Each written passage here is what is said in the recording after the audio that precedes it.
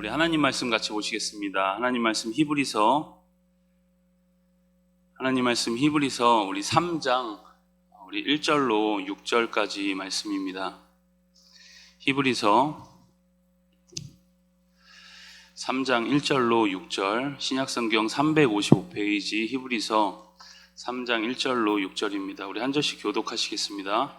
그러므로 함께 하늘의 부르심을 받은 거룩한 형제들아, 우리가 믿는 도리의 사도이시며 대제사장이신 예수를 깊이 생각하라.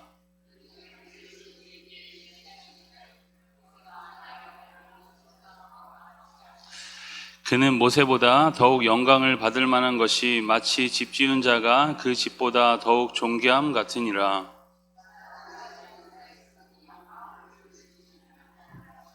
또한 모세는 장래에 말할 것을 증언하기 위하여 하나님의 온 집에서 종으로서 신실하였고, 그리스도는 하나님의 집을 맡은 아들로서 그와 같이 하셨으니, 우리가 소망의 확신과 자랑을 끝까지 굳게 잡고 있으면 우리는 그의 집이라. 아멘.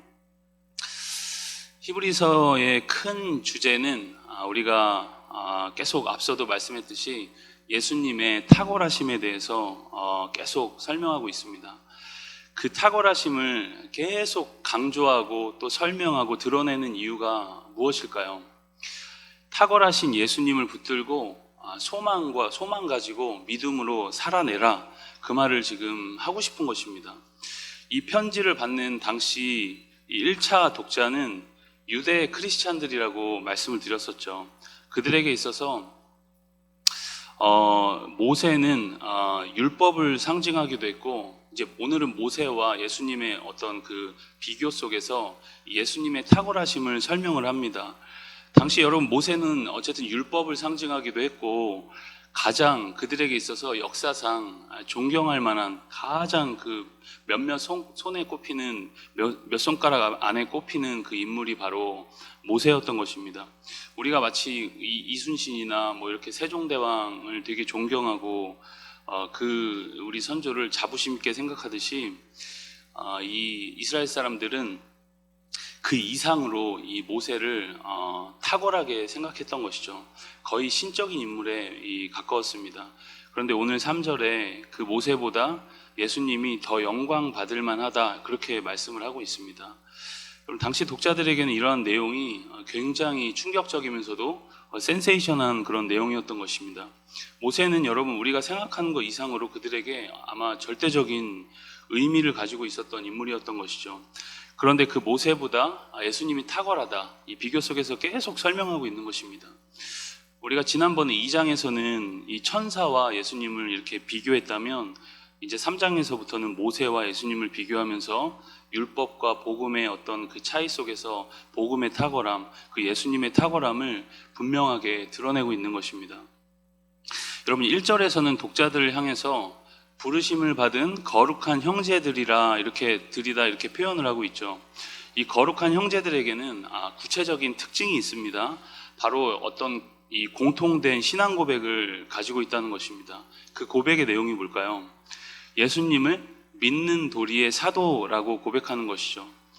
여러분, 믿는 도리는 이 신앙 고백을 의미합니다. 신앙 고백의 대상이 되신 사도라고 이렇게 예수님을 표현하고 있는 것이죠. 사도는 보냄을 받았다는 뜻이죠. 예수님은 하나님으로부터 이 땅에 보냄을 받으셨습니다. 그러나 여러분, 천사나 뭐 선지자 정도로 오신 것이 아니라 우리의 믿는 도리, 그리고 우리 신앙 고백의 대상자로서 우리가 전적으로 믿고 의지해야 할 유일한 분으로서 이 땅에 오셨다는 것입니다. 가끔 우리가 예수님을 너무 추상적으로 생각하거나 예수님이 나에게 과연 어떤 의미가 있을까, 예수님 뭐 우리가 보혈보혈 하면서 이제 구원에 대해서 이야기를 하지만 더 그 이상으로 예수님을 우리가 생각하지 못할 때가 있죠. 그분이 하신 일과 과연 그분이 하신 일이 나에게 어떤 혜택을 줄까, 이런 것에 대해서 약간 추상적으로 예수님을 생각하기도 합니다. 그런데 여러분, 예수님께서 성경에 하신 모든 일에는 다 의미가 있습니다. 그가 하신 모든 일에는 우리 가운데 믿는 도리의 사도가 되심으로 인해서 우리 가운데 그가 하신 일을 보면 우리 가운데 믿음이 생기고 그를 향한 간절한 이 소망이 생긴다는 것이죠. 왜냐하면 여러분 오늘 말씀처럼 믿는 도리의 사도가 되신 분이기 때문입니다. 그런데 여러분 더 나아가서 예수님은 이 믿는 도리의 사도이실 뿐만 아니라 1절 하반절에 보면 대제사장으로서 이 땅에 오셨다 그렇게 또 말씀하시죠. 그럼 대제사장은 뭐한 사람이죠? 구약시대에 하나님과 인간 사이의 어떤 그 간극을 이어주는 중보자의 역할을 하는 사람이죠. 그럼 그분이 대제사장으로서 이 땅에 오셨다는 것입니다. 그런데 특별한 것은 자신이 또 친히 제물까지 되셔서 단번에 그리고 완벽하게 우리의 모든 죄를 다 사하셨다는 것이죠.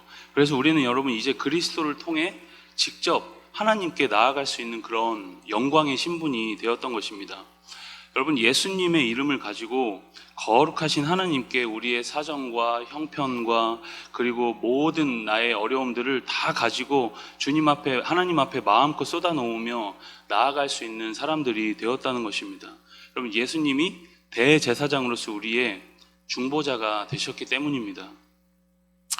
여러분 우리가 가끔 타종교의 이제 모습을 통해서 우리가 믿는 것이 얼마나 탁월한지를 또 이렇게 경험을 할 수 있죠. 여러분 어느 종교에서 여러분들 혹시 알면 저에게 알려주십시오. 어느 종교의 여러분 신과 달콤한 교제 속에서 어떤 인격적 교감을 누리면서 감사하고 행복하게 살았다. 그런 여러분 혹시 이야기 들어본 적 있으세요? 저는 한 번도 들어본 적이 없습니다. 신과 어떤 인격적 교감을 가지고 교제하고 사랑을 나누고 그 안에서 평안을 누리고 감사하고 소망을 누렸다. 이런 얘기를 저는 한 번도 들어본 적이 없습니다. 이슬람교, 유대교, 불교, 무속신앙 그 어디에도 이 교제, 신이라는 것을 믿긴 믿는데 교제라는 개념을 찾아볼 수 없는 것이죠. 어떤 무조건적인 복종이거나 어떤 철학적 이념 정도로 신을 생각하는 것입니다.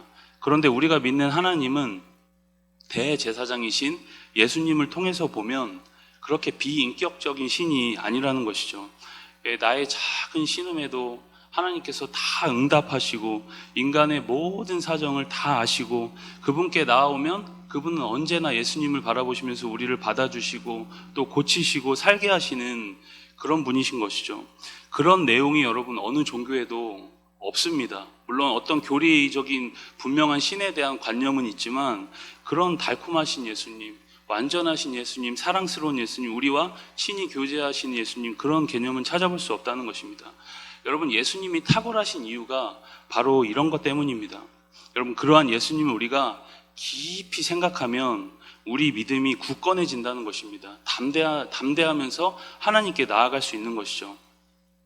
우리 화면을 보시면서 요한복음 14장 우리 9절의 말씀을 같이 읽어보겠습니다. 예수께서 이르시되 빌립아 내가 이렇게 오래 너희와 함께 있으되 네가 나를 알아보지 못하느냐 나를 본 자는 아버지를 보았거늘 어찌하여 아버지를 보이라 하느냐. 여러분 예수님을 통해서 우리가 하나님을 보면 하나님이라는 분, 성부 하나님이라는 분이 어떤 분이신지 정확히 알 수 있습니다. 여러분 예수님을 거치지 않는 하나님은 두려우신 분, 우리를 괴롭히시는 분 이렇게 여러분 우리가 생각하고 너무 범접하기에는 어려운 분 이렇게만 생각되죠. 여러분 표면적으로 보았을 때 여러분 이슬람 종교 사람들이 우리보다 훨씬 경건합니다. 그들은 여러분 그 하루에 5번씩 그 메카를 향해서 이 돗자리 같은 거 깔고 매일 기도합니다. 실제로 어디 가서도 훨씬 우리보다 경건해 보이죠. 모습 자체가. 여러분 하나님 앞에서 그렇게 살아갑니다. 여러분 유대인들이 우리보다 훨씬 질서 있고 우리보다 훨씬 더 정리된 삶을, 절제된 삶을 사는 것 같아요. 그러나 여러분 예수님을 모르기 때문에 한계가 있는 것이죠. 하나님을 잘 알 수가 없습니다. 진짜 믿음, 진짜 소망을 가질 수 없다는 것이죠. 여러분 예수님이 없으면 그래서 항상 확신 없는 삶 속에서 두려움 속에 살거나 율법적으로 살거나 이제 그렇게 된다는 것입니다. 그런데 여러분 우리는 그렇지가 않죠. 믿는 도리의 사도이시며 우리의 대제사장이신 예수님이 우리 가운데 계시기 때문입니다.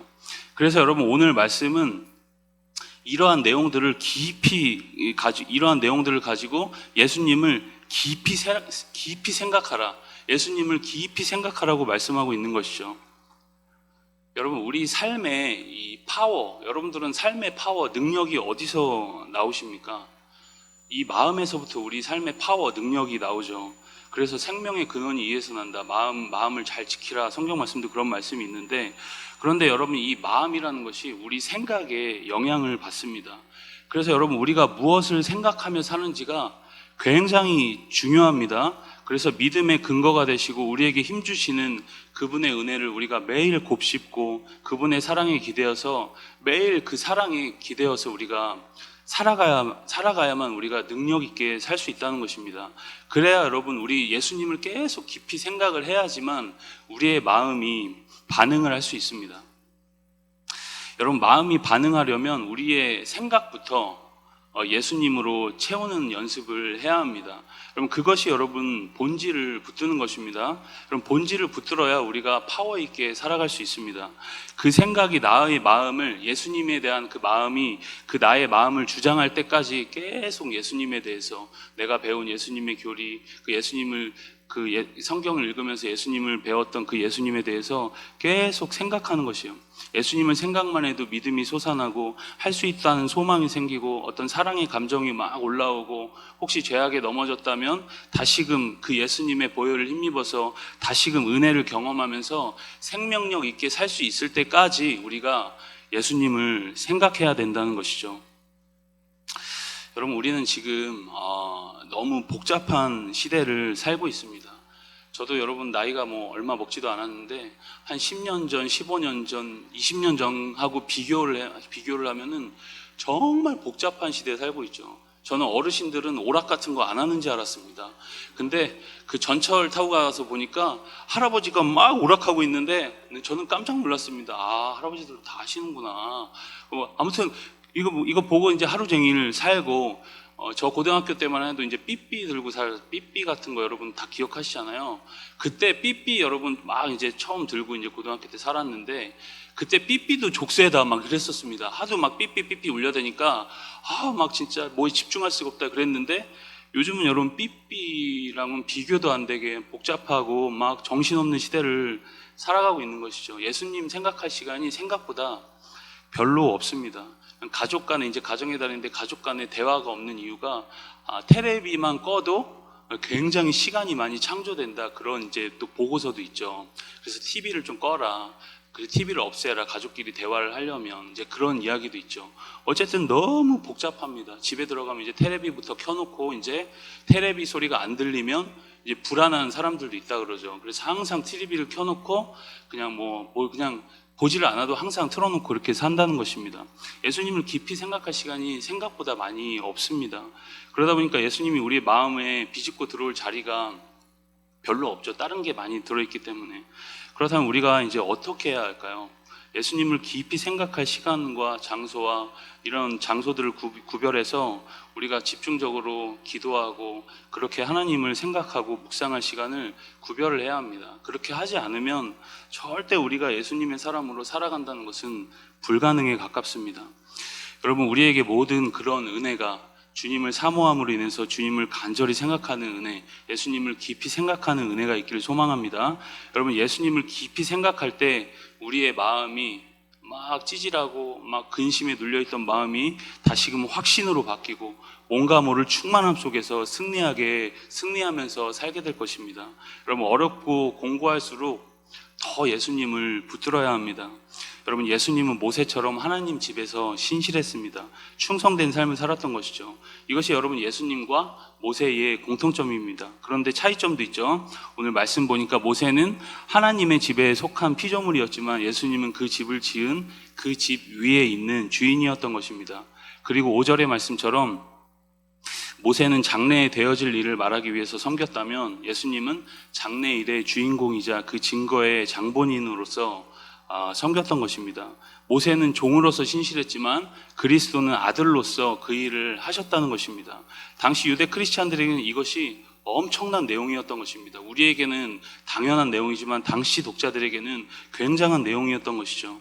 여러분, 오늘 히브리서 기자는 6절 하반절에 이 소망의 확신과 자랑을 견고히 잡으라 이렇게 말씀합니다. 지금까지 이야기한 내용들의 주인공이신 예수님을 굳게 붙들어라. 여러분, 소망이 될 만한 것을 굳게 붙잡아야 우리 삶이 견고해질 수 있습니다. 우리의 소망은 여러분 무엇입니까? 여러분들에게 여러분들에게 첫 번째 소망이 있다면 무엇입니까? 무엇을 붙들고 우리가 살아가고 있습니까? 무엇을 여러분들은 자랑하십니까? 그럼 무엇을 생각할 때 우리 가운데 확신과 담대함이 생깁니까? 여러분, 오늘 이 밤에 우리가 예수님을 깊이 생각하면서 그 예수님 때문에 우리 가운데 소망과 기쁨 넘치는 복된 밤 되시기를, 기도의 밤, 충만한 기도의 밤 되시기를 주님의 이름으로 축원드립니다. 우리 같이 말씀을 기억하면서 이 밤에 하나님, 예수 그리스도의 마음, 예수 그리스도의 생각, 주를